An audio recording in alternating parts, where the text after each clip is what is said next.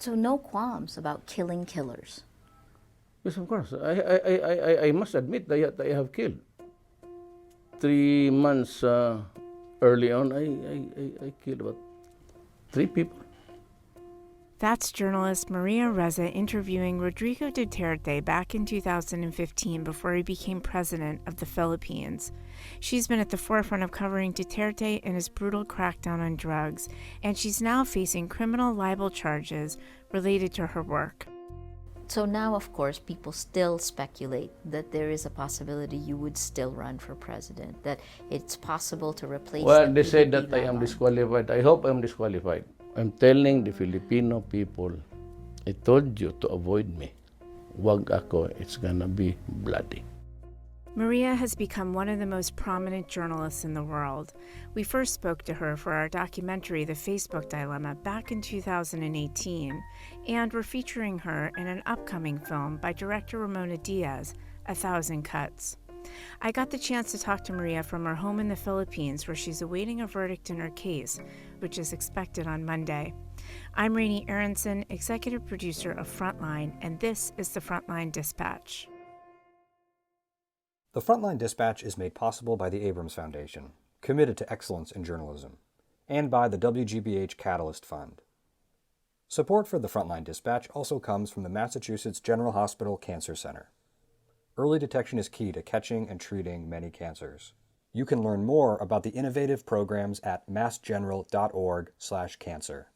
Mass General Cancer Center. Every day amazing. Maria, I know I'm talking to you from the Philippines. Thank you for joining us this morning. Thanks for having me. So tell me a little bit about your life right now. What's it like right at this moment? Oh my gosh. It's a tough question because I vacillate. I mean, it shifts emotion to emotion. There's a lot of anger. I realized how angry I was. It's been 4 years of attacks that we've weathered.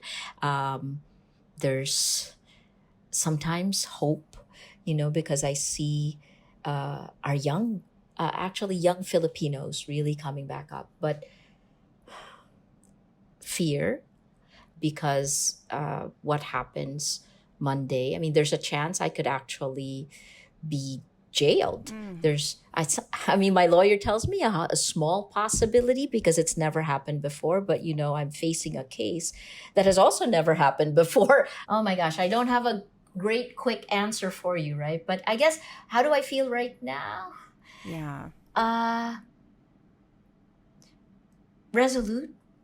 I know that a verdict will be handed on Monday, and that verdict will have a huge impact on me, on Rappler, our company, and on Filipinos, because the case that we're facing will determine 2 major points. The first one is changing terms of cyber libel, of libel online, from the period of prescription from 1 year to 12 years. That's a huge change. And then the second one is this idea that when you change a typo on a piece, that you're actually republishing it.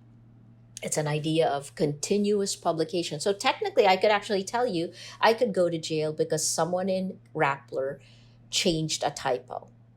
Wait, I need to understand that better. Tell me what story you're talking about and what happened. For us, it was a minor piece that looked at how the Supreme Court justice at that time, who was facing impeachment charges, was riding in an SUV that was owned by this businessman. So, we had a picture of the car. We had what the businessman had done, an intelligence report that also described his connections, and then a Supreme Court justice whose integrity had been questioned. So that's all the story was. But the problem was that this is the story that got me arrested 7 years after the story was written. What happens then? The agents of the National Bureau of Investigation, that's our equivalent of the FBI, came shortly before the courts closed, so around 5 p.m. They came to our office and they picked me up. I should have been able to post bail, but I was prevented from posting bail. When our lawyers got to court, the judge refused to accept it. And so I was detained overnight. That was a year ago, February, right? A year ago, February. I was actually arrested on February 13th, and I posted bail on February 14th. I posted bail the next day, but I was livid because I realized then that, my rights had been abused. Um, and and I could say that because I wasn't allowed to post bail. My government decided that, they wanted to show me their power, and okay, I'm with you. You're powerful, government, But I thought that it only gave me firsthand knowledge of abuse of power. It's a little opaque, right? You get arrested for a story that published 7 years previous that you didn't write. What exactly are the charges, and what are they for? So, cyber libel is a new law. It was passed in 2012. It's controversial. We had actually warned about its dangers. And of course, the irony then is that we're among the first victims of this law. The cyber libel law, the violation of this cyber libel law is what this case is. A story that we did 7 years from the time the case was filed. So 7 years earlier, 4 months before the law had even been enacted. And the man who filed this is a businessman who received a government deal soon after filing this. And, again, I can only talk about what the facts were. So he files a cyber libel case. The government's own lawyers, the National Bureau of Investigation's lawyers, investigates, and they throw it out. And as it should be, because the period of prescription of that story had ended. You only have a year to file a libel case. But then, to my surprise, it was resuscitated and then filed by the Department of Justice. Do you think they're looking for something? So they're looking for a way to connect the dots? I mean, what's going on here exactly? What I was told is that at a period of time, the government agencies were given a task to file cases against Rappler. And that's certainly what we've seen with the filing of 11 cases and investigations. This was, to be honest, the most far-fetched of all of them. Getting rid of in January 2018, they tried to revoke our license to operate based on foreign ownership rules. So there was that, but the cyber libel case seemed ridiculous on the face of it, and the government's own lawyers threw it out. The National Bureau of Investigation's own lawyers threw it out. So they seemed to concur, and then to have that change. In fact, in our case now, we used the the NBI's own lawyer's words when he threw it out.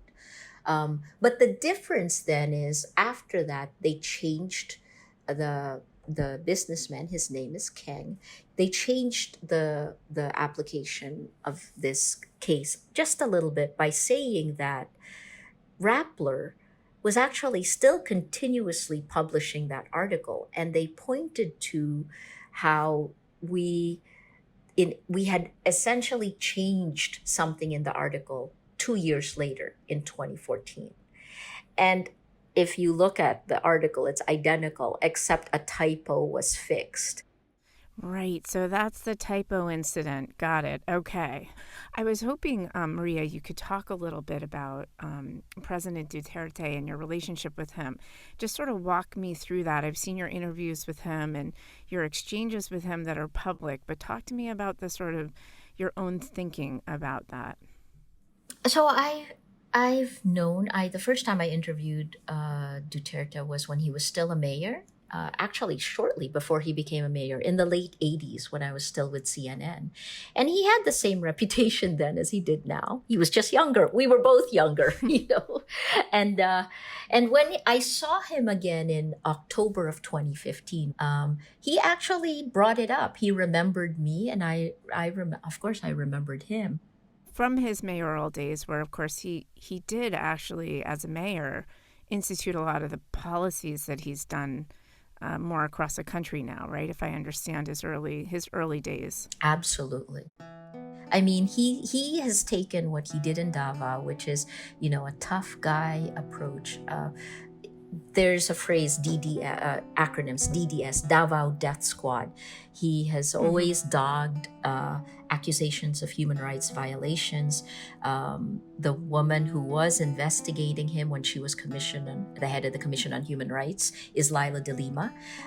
When she was a senator and he had been elected president, she also continued investigating him, and she is now in prison. She was jailed in February of 2017 and has been in prison since then on drug charges, right? So President Duterte is, I would say, a product of his generation in the sense that he is sexist at best, misogynist at worst, but he is a strongman leader.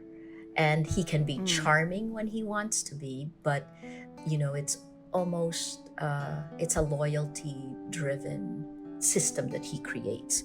Yeah, so you've covered him for years, and I wanted you to talk specifically about your relationship with him in those sort of the post-mayoral coverage days. When Mayor Duterte was trying to decide whether he was going to run for office, he knew my work, right? I've been around a long time. When I asked him for an interview, he seemed thrilled to do the interview. He was very charming. He was on his best behavior. And that interview was shocking to me because he was blunt in a way politicians are not blunt. He admitted to killing 3 people in that interview, and I didn't know how to react, right? But I nodded my head and just kept asking. And during the campaign, Mayor Duterte learned about the power of Rappler because during that campaign period, he was the only presidential candidate to show up to our debate because the others found it too difficult. They were playing a numbers game, but Duterte had nothing to lose, and he knew we had reach. And that debate, actually, he and his vice presidential candidate, that launched his campaign in the other parts of the Philippines where he wasn't as well known. Little did I know that at the time, right? And he was quite thankful. We had a respectful relationship towards each other during that. After he became president, his first 4 interviews were given to the top television networks, to the top newspaper, and to Rappler.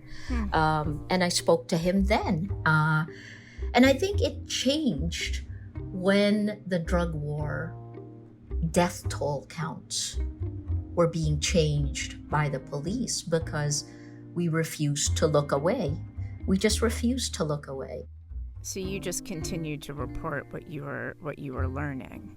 The government's own numbers that were being doctored in front of us, And I think what President Duterte at that point, he doesn't look at the details. There's a coterie around him. He listens. He doesn't do the detail work. And we came under attack because we were doing accountability journalism. We were holding government to account. And then we became difficult. I think they thought that President Duterte looked at Rappler as an ally.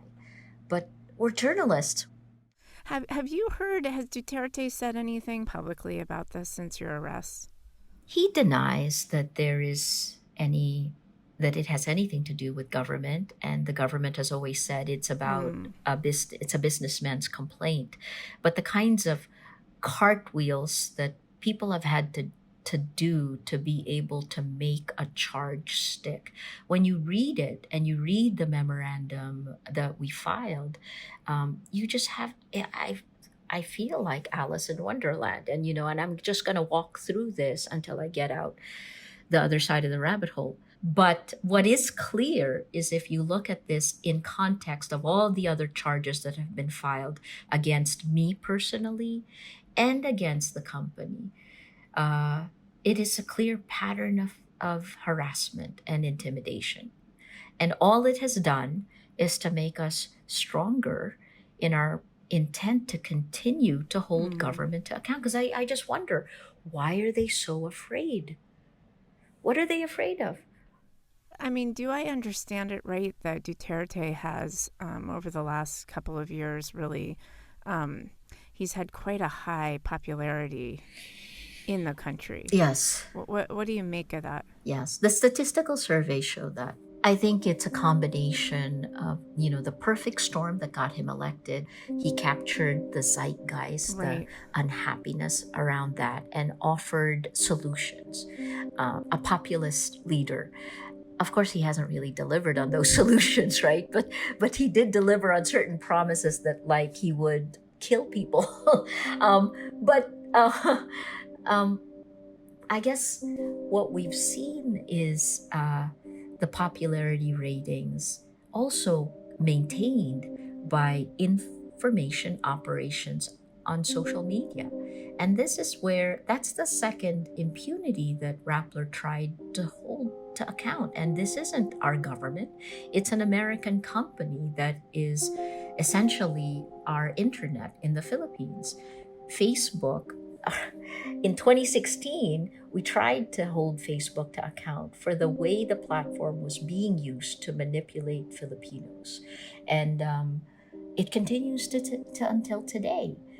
These information operations have contributed to maintain President Duterte's high ratings. And, it's very hard to separate that from the reality because what happens in Facebook often becomes reality. I'll be back to talk more to Maria Ressa right after this quick message. The journalism behind the Frontline Dispatch is possible thanks to the support of you, our listeners. And we've got some really great news to share. Our friends at the Ruggles Family Foundation have agreed to match your gift to the Dispatch, dollar for dollar, up to $10,000. Please help us take full advantage of this generosity and assist us in reaching our goal today. Remember, every dollar you give is doubled. So join us in supporting journalism that holds our leaders and government to account and pursues the truth wherever it may lead us by making a gift today. Thank you so much. Support for the Frontline Dispatch comes from Mass General Cancer Center. When facing the unknown, it is often the small acts of courage that we experience in our daily lives that power us to face another day. We're all in this together. I want to speak a little bit about your case in the middle of what's happening in the world. Populist leaders are challenging and, in your case, curtailing, real press freedom. So I wanted to know, from your perspective, how do you see the allegations against you fitting into this larger global picture that we're starting to see emerge? Well, the first part is, when the lockdown began, I wrote a piece and I looked at how these leaders around the world were amassing tremendous power because of the virus, because of COVID-19. And the title of the piece is "Don't Let the Virus Infect Democracy." But even before that, these actions are meant to to intimidate. It's a war of attrition, right? Because our legal fees at one point, we were paying $40,000 a month, and we're a very small company. So it's meant to prevent us from doing our jobs. And I think globally, what you're seeing is by targeting journalists, and there are two trends that are working simultaneously. The social media platforms have enabled the rise of types of leaders who often use that platform to tear down journalists. And what that means when you don't have truth tellers, when you don't have the facts, is that your democracy becomes untenable. I just look at what's happened in the Philippines. The first people who came under attack were the journalists, normal people who questioned the drug wars, and then the next step, human rights activists. The next step after that were opposition politicians. And when you stifle those other voices, when you pound them to silence, how do you work as a journalist in that environment? So, Maria, I know that you've spent a lot of time telling your story. And, in particular, the film that you are in, that director Ramona Diaz made about you, A Thousand Cuts, is such a tale. I mean, she is able to cover almost every moment of your life during this really intense time. I was curious why you've decided to do this much media and share your story so often. It was our only defense. You know, the only defense you have as a journalist is to shine the light. And in this film, part of the reason why is that I had no idea what would happen next. There were times I was wearing bulletproof vests to get from one place to another. There are times when it was so uncertain. I didn't know what the next day would bring. And yet, you get through it because I'm focused on our work. I'm focused on our team. And our team is so small, we couldn't document what was happening to ourselves. So Ramona was perfect because, you know, I said, okay, please capture it. You know, I just know we're living through, this is a historic moment. And everything is changing. So much of what we know or what we thought we knew has already crumbled. And I didn't know. I felt like, I guess for me, I felt like I was both privileged and at a horrifying point of being right on the front line. How are you preparing yourself for Monday? I mean, what are you going to do? You know, I gave the commencement speech at Princeton University to the class of 2020. And one of the three things I told them was, you know, whatever it is, you have to embrace your fear. And that's what I've spent the last few days doing, is to really embrace my fear. And I'm thinking through the worst possible thing that could happen and trying to plan for it, you know, and it's a little bit of gallows humor also, I guess, because with my co-founders, I've actually said, look, if I have to go to jail, you have to bring me sheets, you bring me a fan, you bring me food, you know?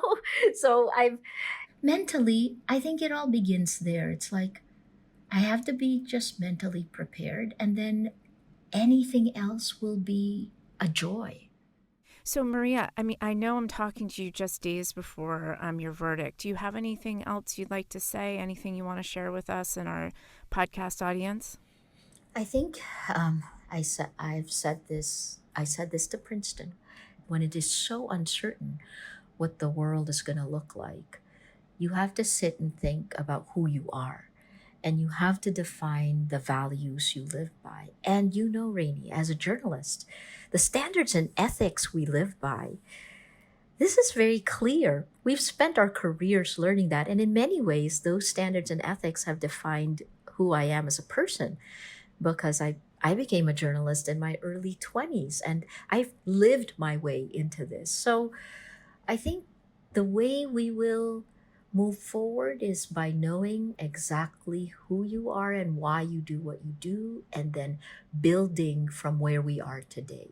What kind of world are we going to build? And